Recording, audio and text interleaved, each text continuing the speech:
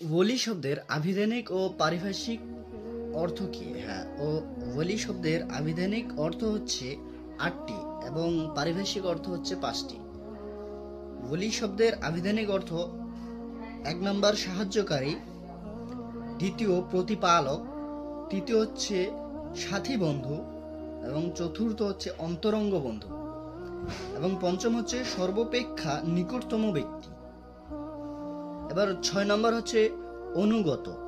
৭ নম্বরে বলা হয়েছে ওলি শব্দের অর্থ প্রতিবেশী। ৮ নম্বরে বলা হয়েছে ওলি শব্দের অর্থ অভিভাবক।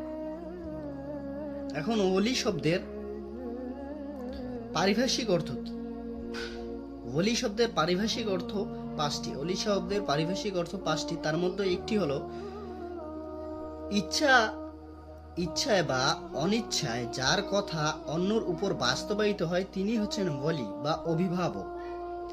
২ নম্বরে বলা হয়েছে প্রাপ্ত বয়স্ক জ্ঞানসম্পন্ন উত্তরসূরিকেই ওলি বলা হয়।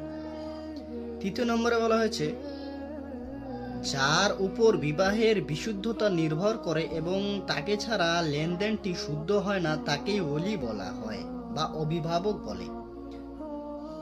আল্লামা ইবনুল হুমাম রাদিয়াল্লাহু তাআলা আনহু বলেন, যার বিয়ে দেওয়ার মতো সামর্থ্য থাকে, বিয়ের ব্যবস্থা করার সামর্থ্য থাকে, তাকেই ওলি বলা হয়। ৫ নম্বরে বলা হয়েছে যার অভিমত অন্যর উপর বাস্তবায়িত হয় তাকেই ওলি বলা হয়।